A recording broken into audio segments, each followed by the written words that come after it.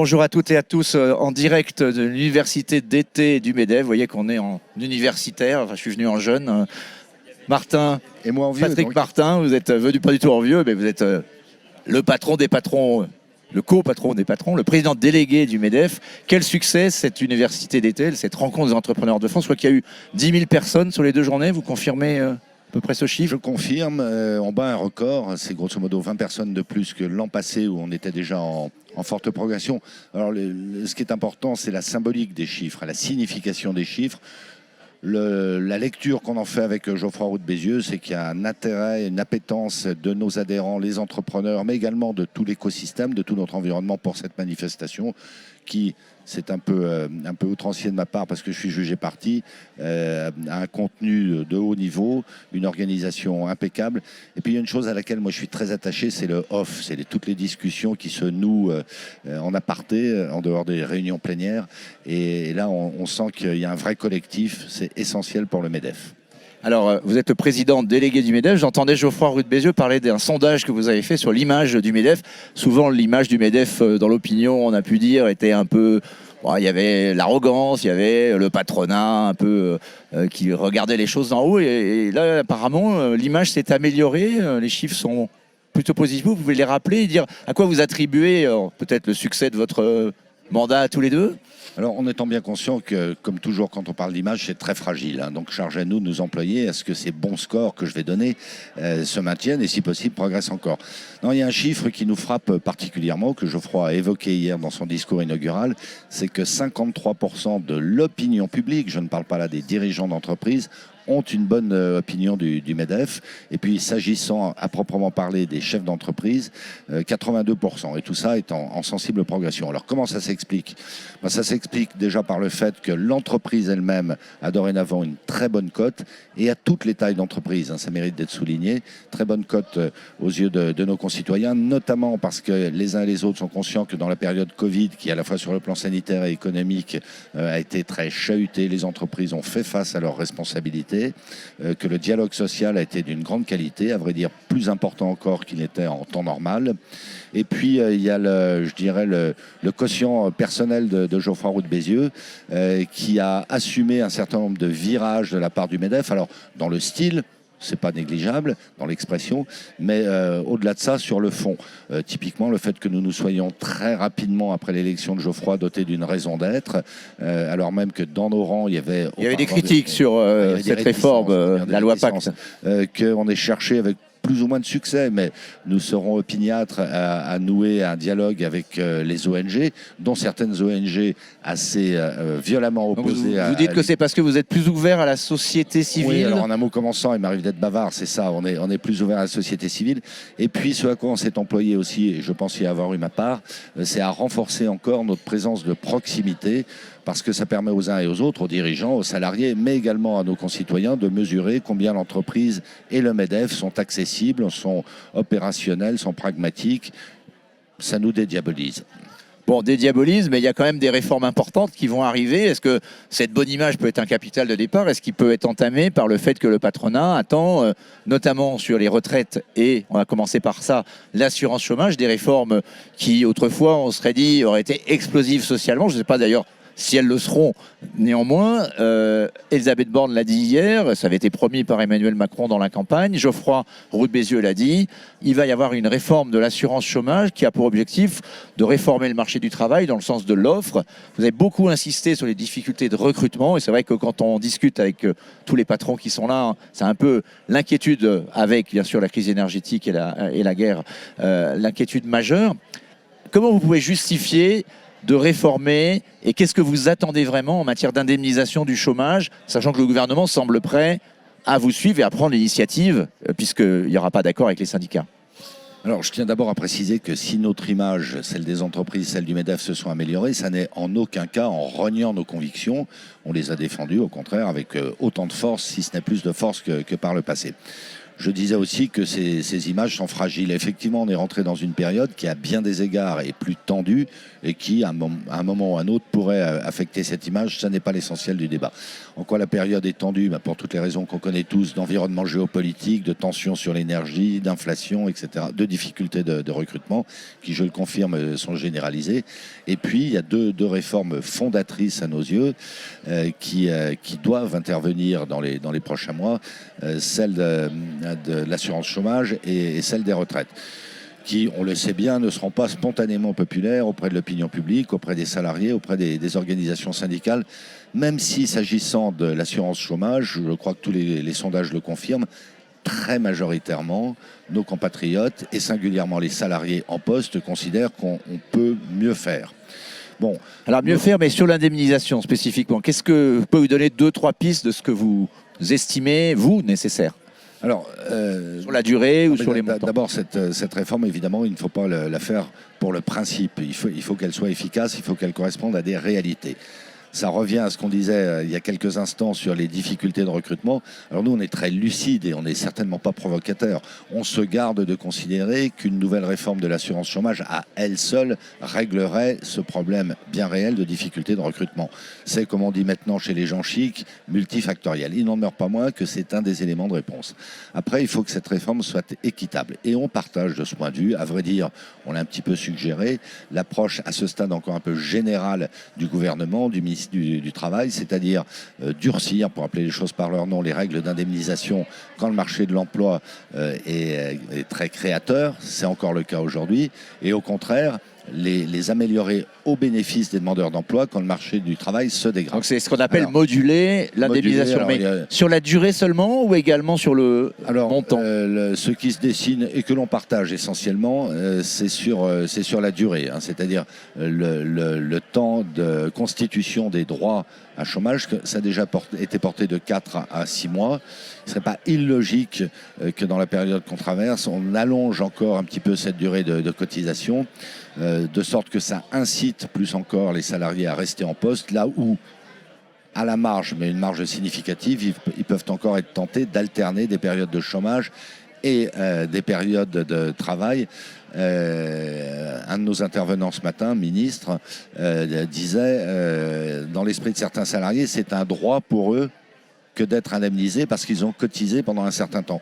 Non, c'est le principe d'une assurance, c'était la vocation assurantielle de l'UNEDIC. À part qu'on est dans un système de répartition, c'est-à-dire que ce sont bien les salariés en poste qui, en instantané, pour partie, enfin les entreprises, puisque les salariés eux-mêmes ne supportent plus de cotisation chômage. C'est la CSG qui s'y est substituée. Mais en tout cas, les entreprises elles-mêmes payent bien des cotisations au chômage.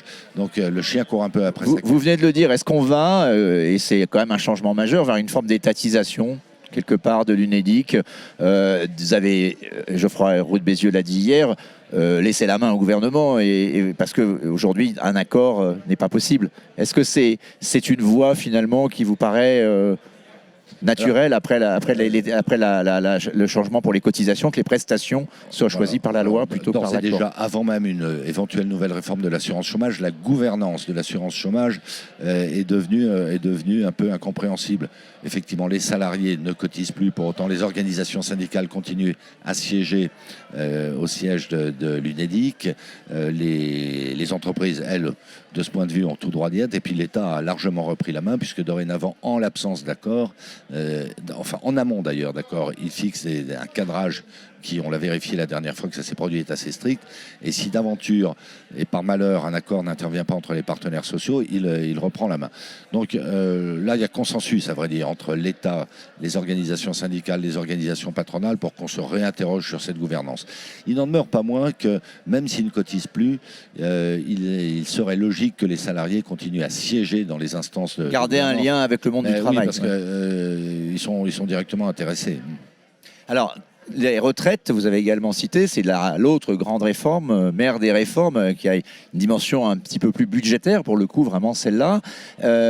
Le gouvernement semble un peu hésiter. Est-ce que vous avez ressenti par les propos des uns et des autres que c'est moins prioritaire, en tout cas dans le timing, ou alors parce que autant l'assurance chômage, il va y avoir un texte de loi et donc on va voir ce que le gouvernement, la méthode, mais ça va être assez rapide à la rentrée parlementaire. Autant sur les retraites, le calendrier est un peu plus flou.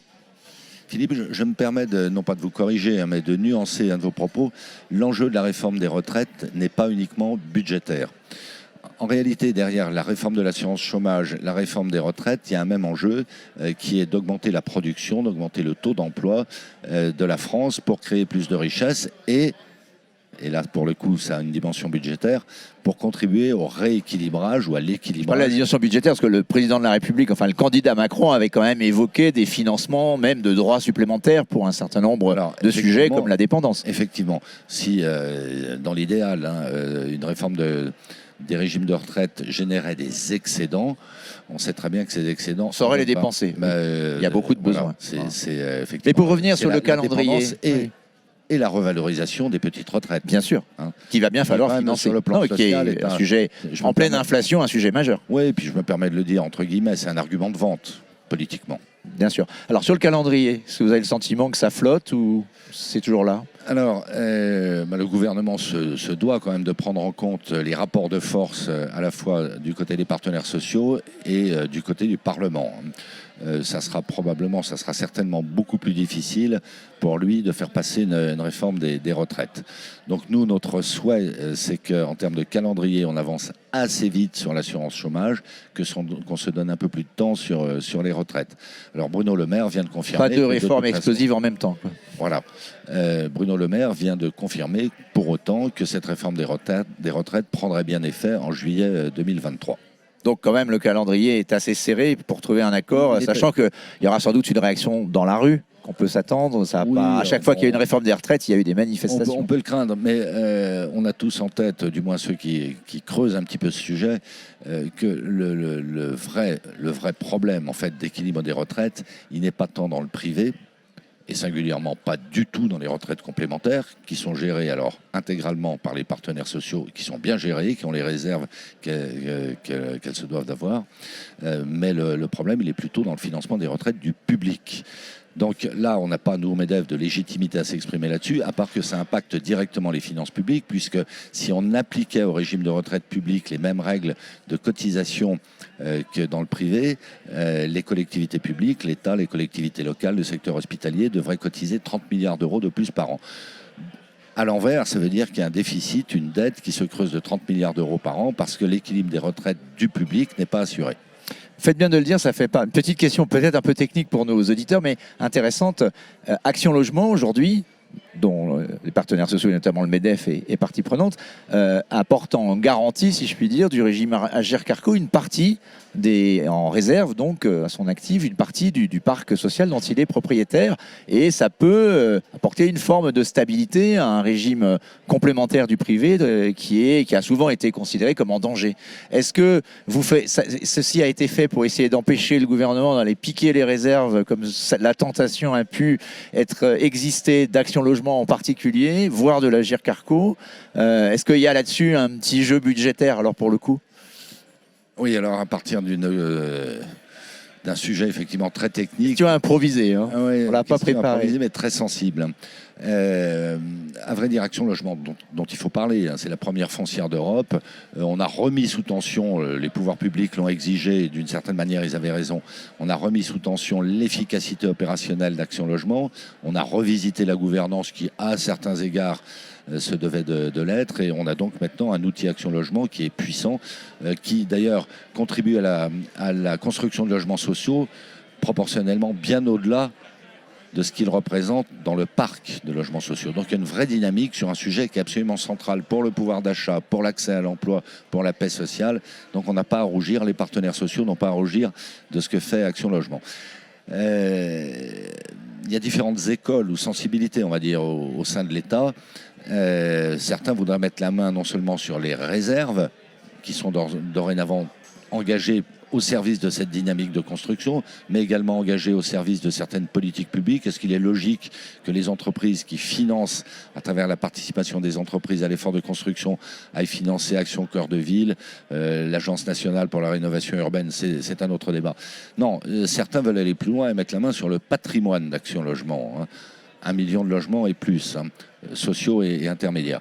Bon, je viens d'en discuter avec le ministre Béchu, qui est extrêmement rassurant là-dessus. En tout cas, les partenaires sociaux, alors là, totalement alignés, syndicats de salariés, organisations... Le MEDEF ira dans la rue pour défendre le patrimoine d'Action Logement. Et puisqu'on a eu une alerte il y a 18 mois, je peux affirmer qu'il n'y aura pas que les partenaires sociaux. Il y a un certain nombre de parlementaires, notamment de parlementaires très proches des réalités de terrain, qui savent en quoi Action Logement est un acteur efficace et précieux.